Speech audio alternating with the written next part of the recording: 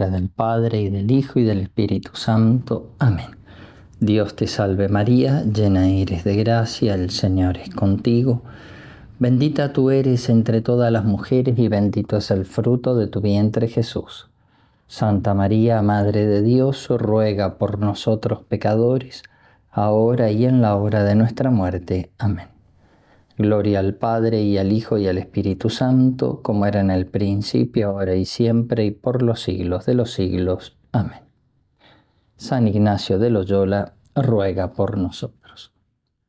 En el nombre del Padre, y del Hijo, y del Espíritu Santo. Amén. Bien, queridos ejercitantes, vamos a ver ahora una plática cuyo tema es la Eucaristía, la Santa Misa como sacrificio. En nuestros días estamos viviendo en torno a la Sagrada Eucaristía un serio proceso de desacralización, es decir, un serio ataque contra lo sacro, contra lo sagrado. Esto se ve muy claro por la forma en que se trata hoy a la Eucaristía, por la forma en que se celebra la Santa Misa.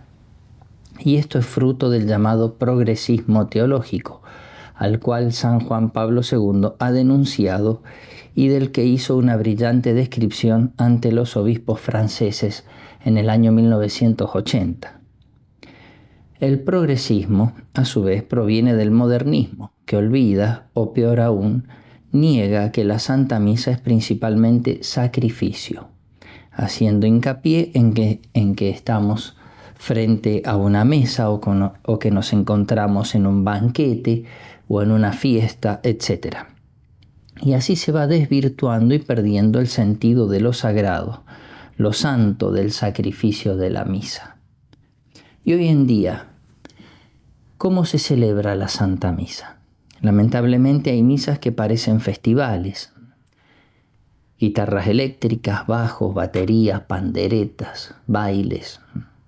Se canta música profana y no se hace como corresponde, no se hace lo propio de toda acción litúrgica, que es cantar música sacra, es decir, música sagrada, música que nos lleve a Dios, que nos eleve, que eleve nuestras inteligencias y nuestros corazones a Dios, y no la música profana. No tenemos nada contra las personas que lo hacen, seguramente será por ignorancia, no por maldad. De todos modos, no hay que dejar de lado que puede darse, particularmente en muchos consagrados, el peligro de la dejadez y la ignorancia culpable.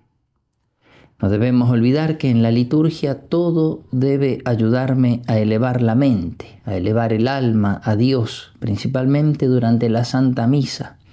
De ahí, por ejemplo, la importancia, entre otras cosas, ¿no es cierto?, de usar incienso. Ese humo que sube, humo que es imagen de nuestras oraciones que se elevan a Dios, y junto con las oraciones nuestras mentes y nuestros corazones. Estando en Chile, en una de las parroquias que tenemos en Chile,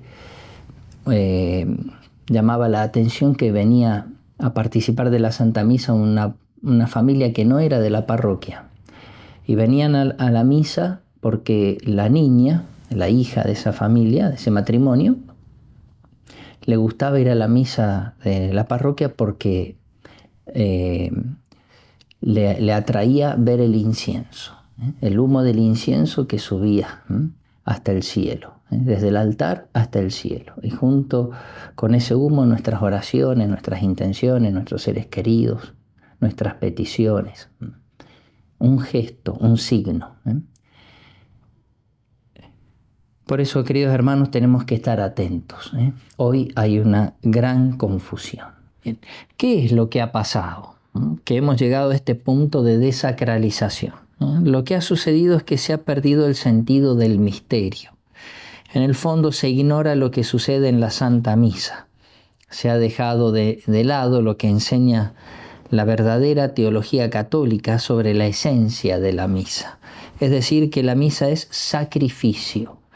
Es la renovación del mismo sacrificio de Cristo en la cruz, pero de modo incruento.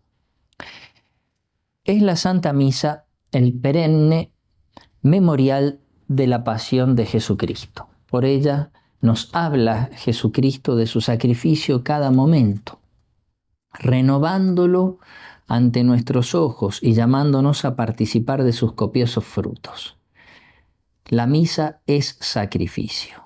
Hay identidad entre el sacrificio de Cristo en la cruz y el sacrificio de la misa.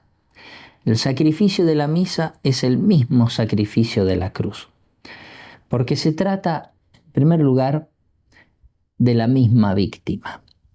En la cruz, la víctima es Cristo, y en el altar o sobre el altar, la víctima también es Cristo.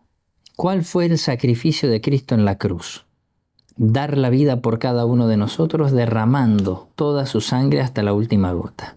Su sangre se separó del cuerpo. Así dio la vida, como podemos contemplar en nuestras imágenes. ¿Qué sacrificio hace Cristo sobre el altar? ¿Qué es lo que sucede en la misa? Lo mismo, pero de modo incruento. Nuevamente sobre el altar y por cada uno de nosotros derrama su sangre. También la sangre de Cristo se separa de su cuerpo. Es el mismo sacrificio de la cruz. En la doble consagración queda evidenciada esta verdad. ¿Qué se consagra primero? El pan, que se convierte en el cuerpo de Cristo. Segundo, se consagra el vino, que se convierte en la sangre de Cristo. Es decir, vemos sobre el altar la sangre separada del cuerpo. Vemos sobre el altar el mismo sacrificio de Cristo en la cruz. La misma víctima, Cristo, con su sangre separada del cuerpo, por cada uno de nosotros. El mismo sacrificio. Incluso las mismas palabras elegidas por nuestro Señor para la transustanciación hablan de la realidad de sacrificio. Cuando consagra el pan, habla de cuerpo que será entregado al sacrificio, entregado a la cruz, entregado a la pasión y muerte. Y habla en la consagración del cáliz, es decir, del vino, de la sangre derramada, sangre que será derramada hasta la última gota. En muchas partes de la Santa Misa se habla de sacrificio. Por ejemplo, cuando el sacerdote dice, oremos hermanos, para que este sacrificio mío y de ustedes, a lo que el pueblo responde, el Señor reciba de tus manos este sacrificio para alabanza y gloria de su nombre. Este sacrificio. Es la Santa Misa entonces el perenne memorial de la pasión de Jesucristo. Por ella nos habla Jesucristo de su sacrificio cada momento, renovándolo ante nuestros ojos y llamándonos a participar de sus copiosos frutos. Sucede que se trata de un sacrificio incruento. No escuchamos los golpes del martillo sobre los clavos ni el zumbido de los azotes sobre el cuerpo de Cristo. Es un sacrificio incruento, pero verdadero sacrificio y el mismo sacrificio. Sangre separada del cuerpo y la misma víctima. La sangre que Jesús derramó en Getsemaní, que derramó en la flagelación, que derramó en la coronación de espinas, que derramó de las manos y los pies traspasados por clavos, que derramó del corazón abierto por la lanza, esa sangre, la misma sangre de Cristo y no otra, es la que se hace presente sobre los altares en cada Santa Misa. Este, dice Cristo, es el cáliz de mi sangre. Y a los sacerdotes, a los apóstoles y a los sucesores de los apóstoles, los sacerdotes, hagan esto en conmemoración mía. Por eso Santa Catalina de Siena llamaba a los sacerdotes ministros de la sangre. Llegados a este punto es importante entender bien entonces el concepto de que la Santa Misa es sacrificio al mismo tiempo de que es banquete. Pero hay que entender bien en qué sentido es banquete. Y en esto nos ilumina el Papa San Juan Pablo II en Ecclesia de Eucaristía, donde aclara que se trata de un banquete, pero banquete sacrificial. Es decir, banquete sacrificial, dice San Juan Pablo II. Jesús no instituyó la Eucaristía en el banquete de Caná, en la fiesta de bodas, sino que instituyó la Eucaristía en la última cena, donde entre otras cosas se comía el Cordero Pascual, que ya era figura de la pasión y muerte de Cristo, donde Jesús se despidió de su madre y de los apóstoles, y de donde Jesús dijo: si el mundo os odia, sabed que primero me ha odiado a mí.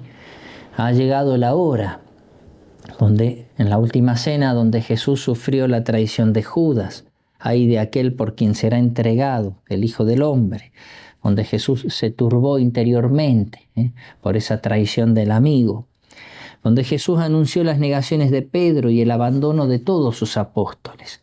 Jesús instituyó la Eucaristía en la última cena, que era el preludio de la pasión. Ardientemente, dijo, según el Evangelio de San Lucas 22, capítulo 15, ardientemente he deseado comer esta Pascua con vosotros antes de mi pasión. Por eso, que quede bien claro, la Santa Misa es banquete, pero es banquete sacrificial. Para la Iglesia y su magisterio, la misa es el memorial de la pasión del Señor, es decir, hace presente el sacrificio de la cruz y lo perpetúa hasta el fin de los siglos. Así lo afirma el Concilio Vaticano II, en Ad Gentes número 9 y en Sacrosanctum Concilium número 47. En pocas palabras, la Santa Misa es una genialidad de nuestro Señor Jesucristo. La Santa Misa es una maravilla que nos hace presente el sacrificio de Cristo en el Calvario. Basta recordar el magisterio de San Juan Pablo II en Eclesia de Eucaristía, donde hay un verdadero progreso teológico según los estudiosos, donde afirma que se renueva toda la pasión y muerte del Señor sobre el altar. En cada Santa Misa se renueva toda la pasión de nuestro Señor Jesucristo. Recordemos algunas citas. Número 5, siempre de Eclesia de Eucaristía. Dice este número 5. En este don, Jesucristo entregaba a la Iglesia la actualización perenne del misterio pascual. Hay que estar atentos a esas palabras, ¿no? Actualización perenne. Con él instituyó una misteriosa contemporaneidad entre aquel triduum, es decir, el triduo de la pasión, muerte y resurrección del Señor, y el transcurrir de todos los siglos. Misteriosa contemporaneidad. En el número 11 dice, en ella está inscrito de forma indeleble el acontecimiento de la pasión y muerte del Señor. No solo lo evoca, sino que lo hace sacramentalmente presente. Es el sacrificio de la cruz que se perpetúa por los siglos. Y en tercer lugar, aunque hay más citas, pero basta como muestra, ¿no? Esta gran verdad y profundísima verdad, dice en el número 57, hagan esto en conmemoración mía. En el memorial del Calvario está presente todo lo que Cristo ha llevado a cabo en su pasión y muerte. Está presente todo. Bien, para reafirmar todo lo dicho anteriormente, toda la doctrina enseñada por la Iglesia y el magisterio de los papas, vamos a recordar el ejemplo de los santos, sobre todo de San Pío de Pietrelcina, con toda la autoridad que tiene un santo como el Padre Pío, sobre todo porque los santos son propuestos por la Iglesia para que los imitemos. Si un católico quiere ir por el buen camino, tiene que hacer dos cosas: seguir en lo que enseña la Iglesia, el magisterio de los papas, y seguir el ejemplo de los santos para saber cómo tiene que vivir. Por años, el Padre Pío ha celebrado la Santa Misa alrededor de las 4 de la mañana, así de temprano, y en todas las estaciones del año. Además, reunía en torno a sí a sus hijos espirituales para establecer con ellos una íntima comunión. Era su deseo explícito que se le unieran a su alrededor, cuando él con sus manos llagadas elevaba al cielo la hostia santa, Jesús inmolado, para obtener del Padre Celestial el perdón para todos. La Santa Misa del Padre Pío Era una cosa única, imposible de describir. Solo se puede decir que se percibía claramente que aquel sacerdote sobre el altar agonizaba y llevaba adelante la celebración del sagrado rito con fatiga, después de haberse detenido largamente sobre la fórmula de la consagración, la transustanciación. Esto es mi cuerpo, este es el cáliz de mi sangre. Era el momento en el cual él, el Padre Pío, se unía al ofrecimiento de la víctima divina, el Hijo de Dios que da la vida por los hombres, por cada uno de nosotros. Después permanecía en la inmovilidad del éxtasis por el encuentro con Cristo en la comunión, que era precedida de 3 duros golpes dados por su mano en el pecho mientras decía: Cordero de Dios, que quitas el pecado del mundo, ten piedad de nosotros. Y todo en medio de abundantes lágrimas. Y la gente y el pueblo asistía muda, atónita e impresionada. Pero bien observa el padre Tarcisio Zullo da Cervinara, el sobrehumano espectáculo en el fondo no era más que una muy reducida percepción del modo con el cual el Padre Pío hacía suya la pasión del Señor. Sobre todo en ese momento tan intenso que era la Santa Misa. Es ahí donde él más revivía la pasión de Cristo. Y ahora, siguiendo la enseñanza de San Pío de Pietrelcina, queremos realizar una comparación entre la pasión de Jesús y la Santa Misa, centrando nuestra mirada en el modo en que el Padre Pío celebraba, o mejor dicho, vivía su misa. Y para esto vamos a seguir libremente al autor Conversano, Padre Pío e il mistero della sua mesa, editado en Roma en el año 2010. Y donde el autor aclara, dice: los testimonios del Padre Pío sobre su misa han sido transcriptos por el Padre Tarcisio da Cervinara, quien los dispuso según la secuencia de la misa en el escrito La Messa di Padre Pío, San Giovanni Rotondo, 1987. Siguiendo, aunque es un poco extenso estos testimonios, vamos a ver cómo realmente el Padre Pío vivía su misa, ¿no? Y se revivía la pasión de Cristo, tanto sobre el altar como sobre su persona, ¿no? Disculpen que sea un poco extenso, pero me parece que es importante por el peso que tiene el ejemplo de la misa celebrada por el Padre Pío, no por cualquiera. Empiezan las preguntas. ¿El Señor ama el sacrificio? Responde el Padre Pío, ¿no? Son siempre preguntas y respuestas, ¿no? Todas las respuestas del Padre. Sí, porque con Él ha regenerado el mundo. ¿Cuánta gloria da a Dios la Santa Misa? Gloria infinita. ¿Qué debemos hacer durante la Santa Misa? Compadecer y amar. ¿Qué beneficios recibimos escuchándola? No se pueden enumerar. Los verán en el paraíso. Padre, ¿qué cosa es su misa? Un amasijo sagrado con la pasión del Señor. Es decir, una unión total con la pasión de Cristo.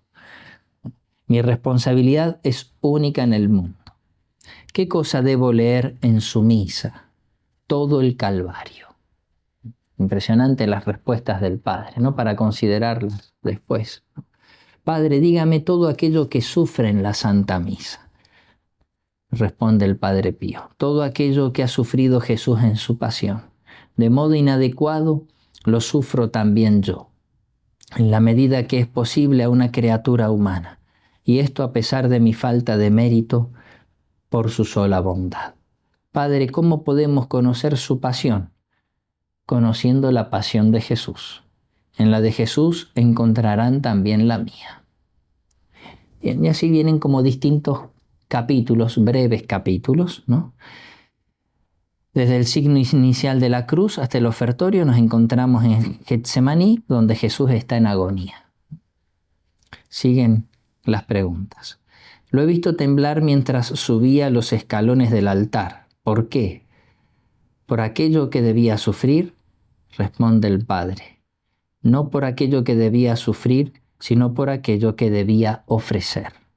¿Agoniza, Padre, como Jesús en el huerto? Ciertamente.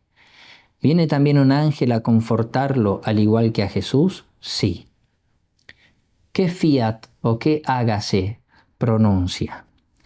De sufrir y sufrir por todos por los hermanos de exilio y por su divino reino. En el divino sacrificio, usted carga con nuestros pecados, no se puede obrar diversamente, ya que es parte del sacrificio divino. ¿Por qué casi siempre llora, Padre, cuando lee el Evangelio en la Santa Misa? ¿Y te parece poco que un Dios converse con sus criaturas y que sea por ellas resistido y que sea continuamente herido por su ingratitud e incredulidad? Segundo capítulo. El ofertorio corresponde al momento del arresto de Jesús. Comenta el autor: el ofertorio era el segundo momento que inmovilizaba por largo tiempo al Padre Pío. Era un aspecto sobresaliente de su misa. Retenido por una fuerza misteriosa, con los ojos en lágrimas amorosamente fijos en el crucifijo del altar, el Padre Pío permanecía quieto, inmóvil, como petrificado por varios minutos, con el pan y el vino entre las manos. ¿Por qué llora en el ofertorio? Siguen las preguntas, ¿cierto? Responde el Padre: ¿quieres arrancarme el secreto? Pues bien, aquí está. Es ese el momento en el cual el alma es separado de lo profano. Durante su misa, Padre, la gente hace un poco de alboroto. Y sí, si hubieras estado presente en el Calvario, donde se sentían gritos, blasfemias, ruidos, amenazas, allí era grande el estrépito. Los ruidos que la gente hace en la iglesia lo distraen. Eran multitudes los que asistían a las misas celebradas por el Padre Pío. Y el Padre dice que para nada lo distraían. Padre, todas las almas que asisten a su misa están presentes en su espíritu. Veo a todos mis hijitos en el altar como en un espejo. Capítulo 3. El prefacio es el canto de alabanza y de acción de gracias que Jesús dirige al Padre porque ha llegado su hora. Capítulo 4. Y cómo se va dividiendo la Santa Misa, y cómo se va reviviendo en cada parte la pasión del Señor. Capítulo 4. Desde el inicio de la plegaria eucarística o canon hasta la consagración recordamos a Jesús en prisión, flagelado, coronado de espinas, es decir, todo el Vía Crucis. Comenta el autor: el tremendo misterio de la consagración contiene las últimas horas que Jesús pasó en la cruz. El Padre Pío, llamado el crucificado del Gargano, revive entonces en el altar, uno después del otro, los últimos instantes del crucificado del Gólgota. Empiezan las preguntas nuevamente. ¿Quién grita crucifícalo, crucifícalo? Los hijos de los hombres y principalmente los más beneficiados. Durante la misa, los pinchazos de la corona de espinas y las heridas de la flagelación, ¿son reales? Dice el Padre: ¿qué quieres decir con esto? Los efectos ciertamente son los mismos. ¿Cómo quedó Jesús después de la flagelación? Dice el Padre: el profeta lo relata, era una sola llaga, parecía un leproso. Entonces también usted es una sola llaga desde la cabeza a los pies. ¿Y no es esta nuestra gloria?, dice el Padre. Y si no hubiera más espacio para hacer otras llagas en mi cuerpo, haríamos una llaga sobre la otra. Dios mío, esto es demasiado. Es, Padre mío, un verdadero carnicero de usted mismo. No te espantes, más bien goza. No deseo el sufrimiento en sí mismo, no, sino por los frutos que me da. Da gloria a Dios y salva a los hermanos. ¿Qué otra cosa puedo desear? Padre, cuando la noche se flagela, ¿está solo o alguien lo asiste? Me asiste la Virgen Santa. Está presente todo el paraíso. Sigue comentando ahora el autor. Sabemos de la venda usada por el Padre Pío para secar la sangre que salía de su cabeza. Se encuentra totalmente manchada de sangre. La corona de espinas Diadema Sublime, regalo de Jesús al Padre Pío, es un segundo documento preciosísimo que debemos analizar detenidamente. Hasta ahí el autor. Y ahora siguen las preguntas, ¿no? Jesús me ha hecho sentir que usted sufre la corona de espinas. Durante todo, dice el Padre, responde. De otro modo, la inmolación no sería completa. Pregunta. Durante toda la misa y también antes y después, la diadema no se abandona jamás. Con la coronación de espinas, ¿qué pecados expió Jesús? Todos, en particular los de pensamiento, sin excluir aquellos vanos e inútiles. Las espinas, Padre, ¿las tiene sobre la frente o alrededor de toda la cabeza? Alrededor de toda la cabeza. Padre, ¿de cuántas espinas está formada su corona? ¿De 30? Pues sí. Padre, yo pienso que su corona está formada no por 30, sino por 300 espinas. Te impresionas por un 0. Finalmente el 30 no está contenido en el 300. Padre, ¿también usted sufre aquello que sufrió Jesús en la vía dolorosa? Lo sufro, sí, pero es necesario mucho para llegar a aquello que sufrió el Divino Maestro. ¿Quién le hace de Cireneo y de Verónica? Jesús mismo. ¿Sufre, Padre, la amargura de la hiel? Sí, y muy a menudo. Padre, ¿cómo se mantiene en pie en el altar? Como lo hizo Jesús sobre la cruz. ¿Y en el altar está suspendido sobre la cruz como Jesús en el Calvario? Dice el Padre Pío, ¿y todavía lo preguntas? ¿Cómo hace para mantenerse allí? Como lo hizo Jesús en el Calvario. Los verdugos dieron vuelta a la cruz para remachar los clavos, por supuesto. También a usted le remachan los clavos, ¿y de qué modo? ¿También a usted le dan vuelta a la cruz? Sí, pero no tengas miedo. Padre, ¿recita también usted durante la Santa Misa las 7 palabras que Jesús profirió en la cruz? Sí, indignamente las recito también yo. ¿Y a quién dice, Padre, mujer, he ahí a tu hijo? Le digo a ella, he aquí los hijos de tu hijo. Capítulo 5. La consagración representa místicamente la crucifixión del Señor. Es allí que nosotros ofrecemos el sacrificio redentor. Sigue comentando el autor. Durante la consagración, el estimado del Gargano representaba tan vivamente entre sollozos y lágrimas, en medio de un dolor indescriptible, la divina tragedia del Calvario que dejaba transfigurar en su carne traspasada el gigantesco martirio de Jesús crucificado. Siguen las preguntas. ¿En qué momento de la misa sufre la flagelación? Desde el principio al fin, pero más intensamente después de la consagración.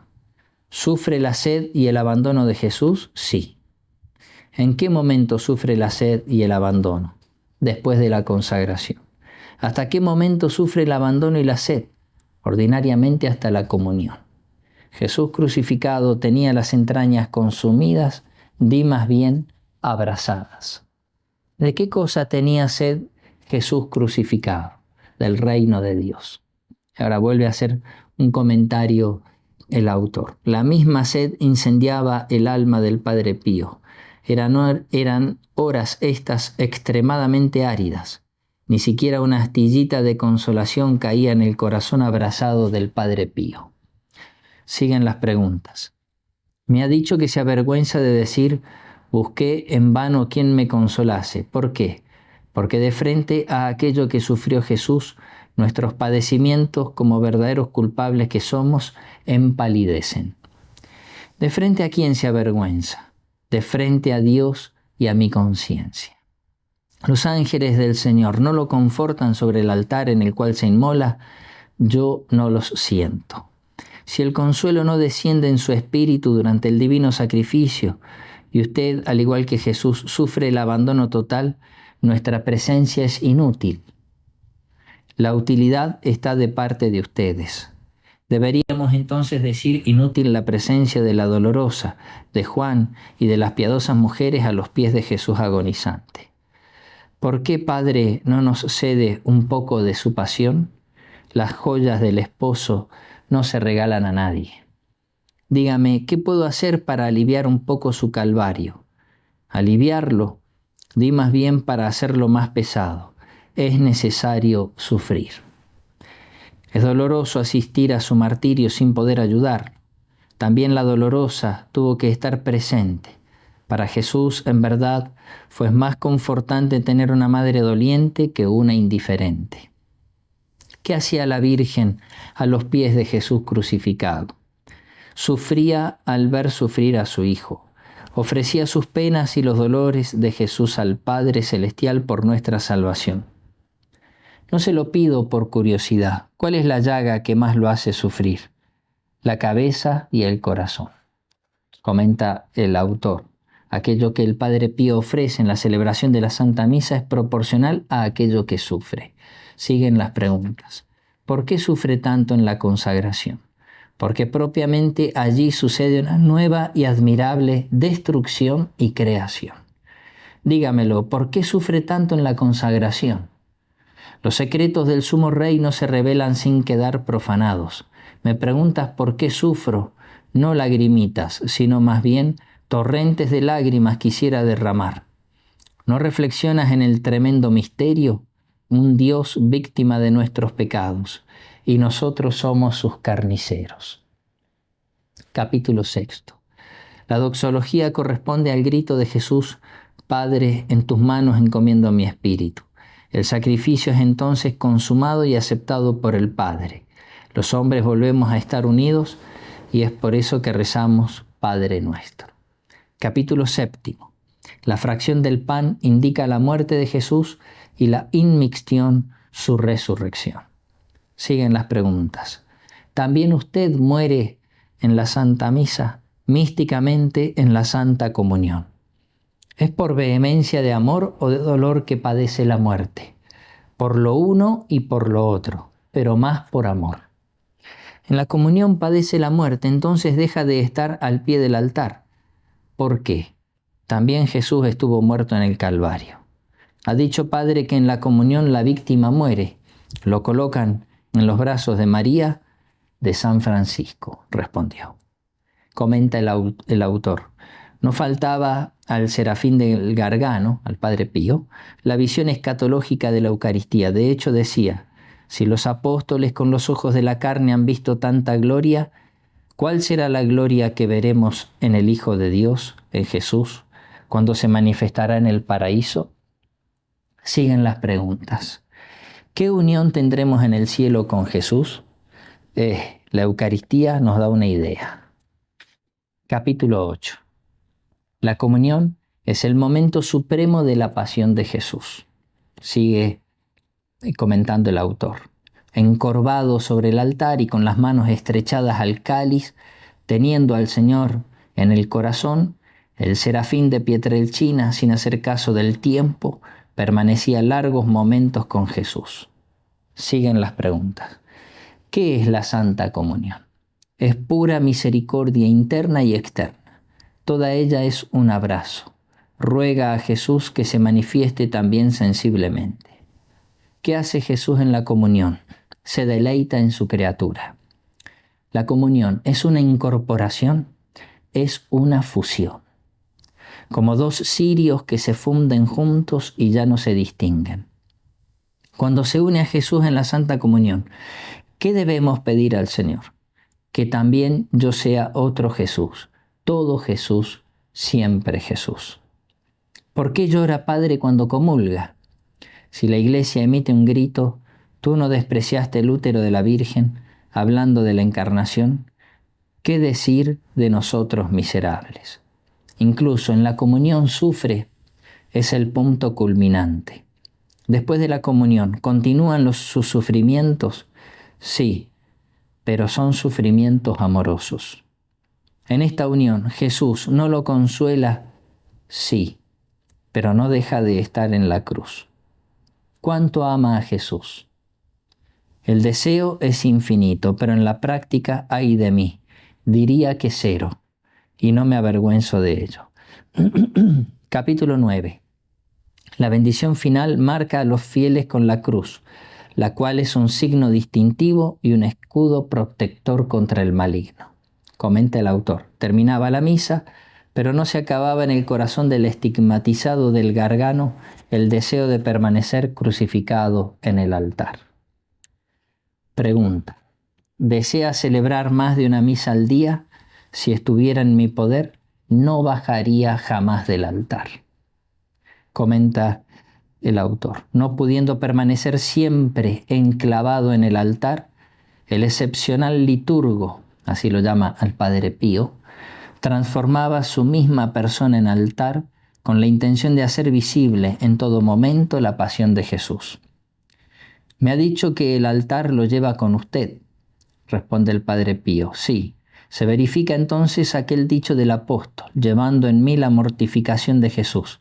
Estoy clavado a la cruz, castigo mi cuerpo y lo esclavizo. Entonces tengo razón al decir que en medio nuestro camina Jesús crucificado. Usted la sufre entera la pasión de Jesús.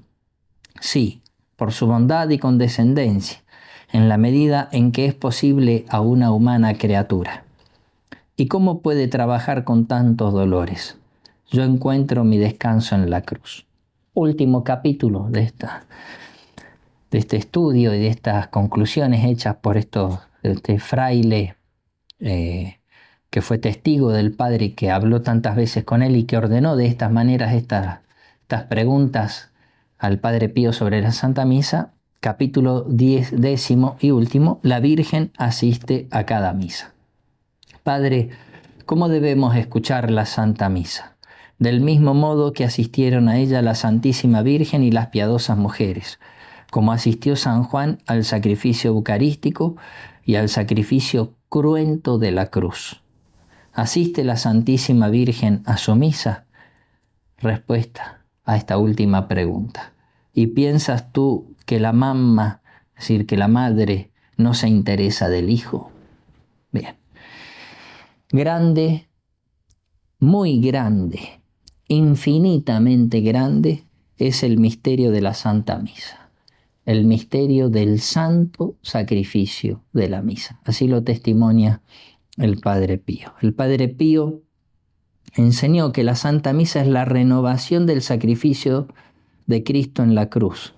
Y lo enseñó de dos maneras, como hemos visto, con su ejemplo, al celebrar, el modo de celebrar. Así lo remarcó San Juan Pablo II, hablando de la misa celebrada por el Padre Pío. Dice San Juan Pablo II, la misa del Padre Pío era para los sacerdotes una elocuente llamada a la belleza de la vocación presbiteral. Para los religiosos y laicos que acudían a San Giovanni Rotondo, incluso en horas muy tempranas, era una extraordinaria catequesis sobre el valor y la importancia del sacrificio eucarístico. Palabras de San Juan Pablo II sobre la misa del Padre Pío. Y en segundo, el Padre Pío lo enseñó con sus enseñanzas, tan ricas de contenidos como esta. Decía el Padre, todo lo que aconteció en el Calvario acontece en el altar.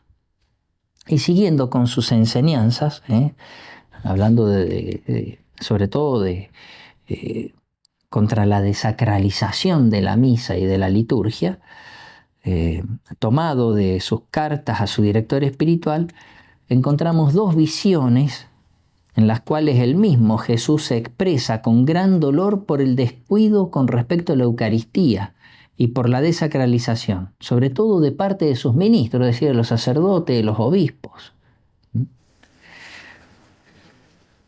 Escuchemos lo que escribe en sus cartas el Padre Pío sobre estas visiones. Dice así, son impresionantes, ¿no?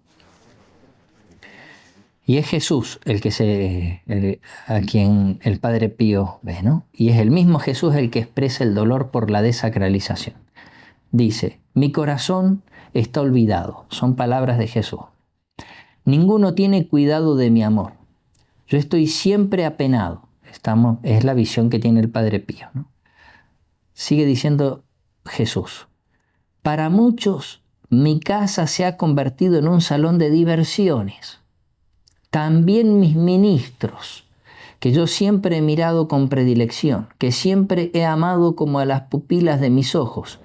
Ellos deberían consolar mi corazón lleno de amarguras. Ellos deberían ayudarme en la redención de las almas. En cambio, ¿quién lo podría creer? De ellos tengo que recibir ingratitudes y descuidos. Veo, hijo mío, Jesús que le habla al Padre Pío, veo, hijo mío, muchos de estos que, dice el Padre Pío, aquí Jesús se detuvo, los sollozos le ahogaron la garganta, lloró en secreto. Sigue hablando Jesús después de esa pausa.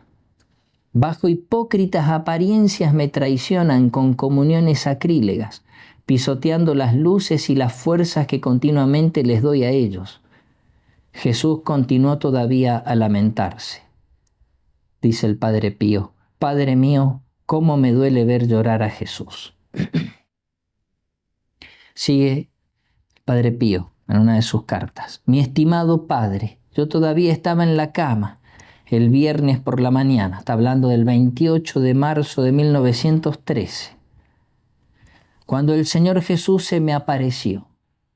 Él se encontraba golpeado y desfigurado. Él me mostró una gran muchedumbre de sacerdotes religiosos y diocesanos, entre los cuales varios dignatarios eclesiásticos, indiferentes, quienes estaban celebrando, quienes sacándose los ornamentos. Ver a Jesús lleno de angustia me daba mucha pena, por eso quise preguntarle por qué sufría tanto.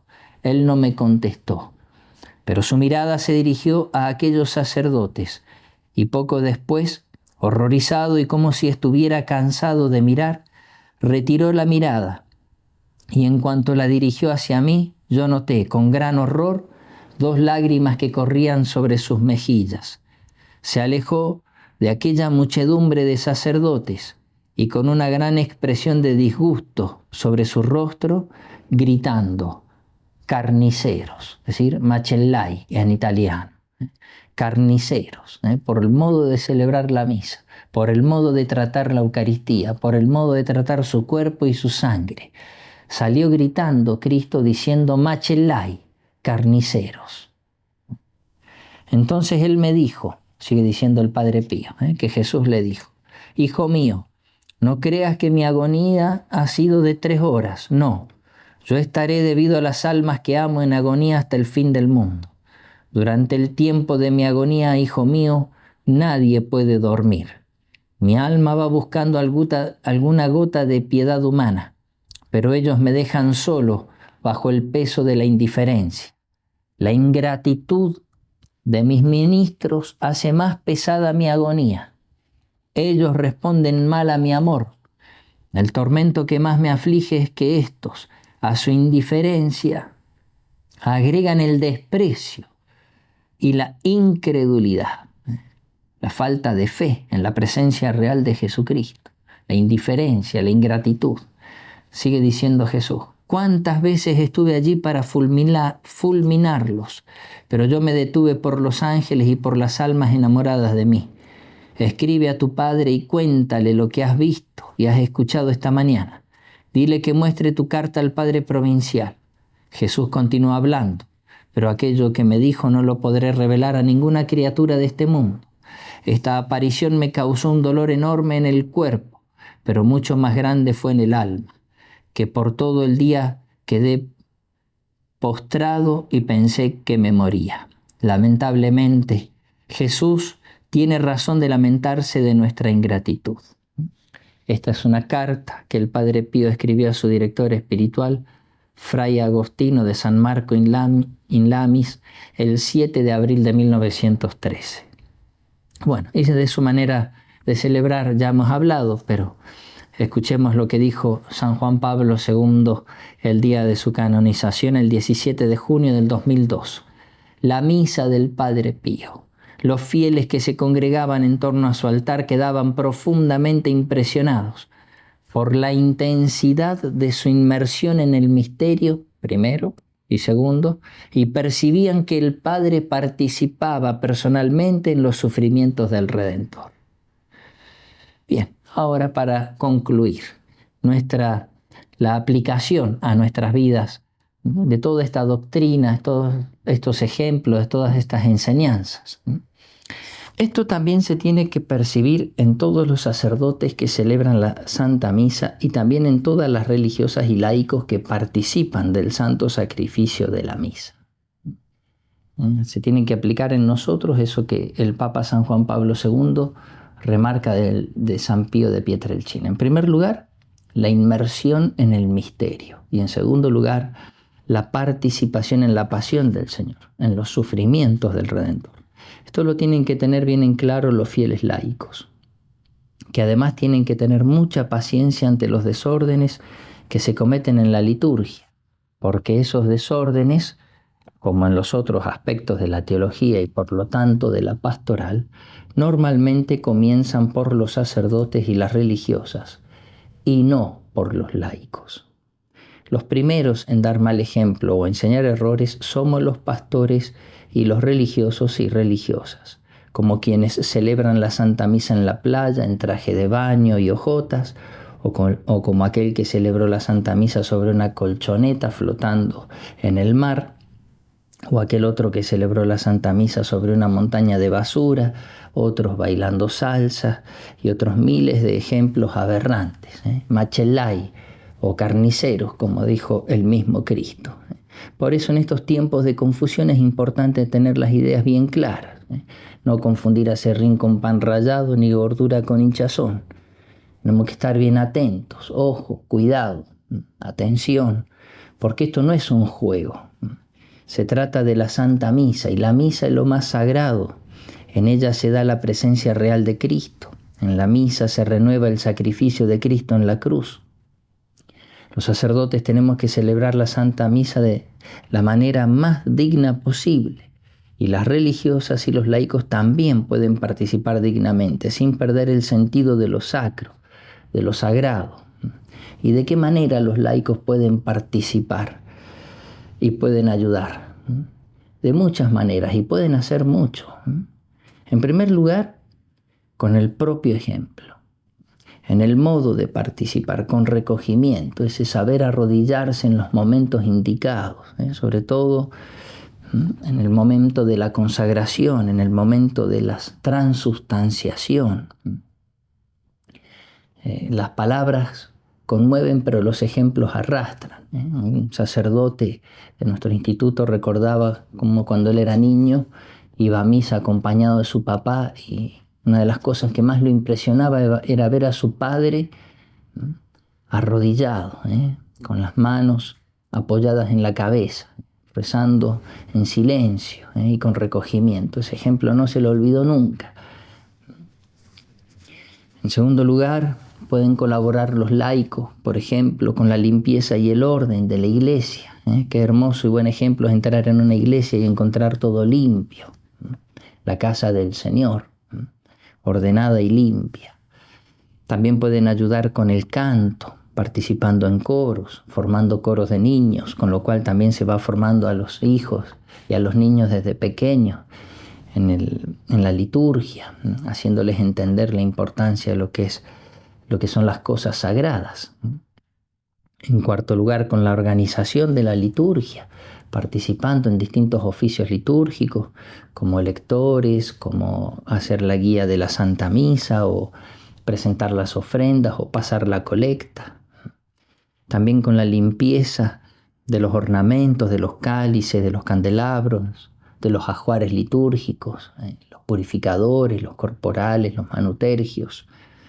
También aportando flores para el Santísimo, flores para el altar, o en las ocasiones de Corpus Christi también participando haciendo las alfombras con motivos eucarísticos, colaborando también económicamente como nos manda la Iglesia con el sustentamiento del culto, y también instruyendo y sobre todo en la propia familia enseñando a los niños sobre la Santa Misa, sobre el santo sacrificio de la misa, la importancia de la Eucaristía en nuestras vidas, de la comunión bien hecha, de las confesiones bien hechas. Bien, Pidamos, para ir terminando, a la Santísima Virgen y por intercesión de San Pío, crecer en el conocimiento y amor de la Santa Misa, de la renovación del mismo sacrificio de Cristo en la cruz, y que por lo tanto busquemos de participar, como aconsejaba el mismo Padre Pío a sus fieles, es decir, participar con los mismos sentimientos de la Santísima Virgen y de San Juan Apóstol al pie de la cruz, con sentimientos de compasión, de veneración y de amor. En el nombre del Padre, y del Hijo, y del Espíritu Santo. Amén.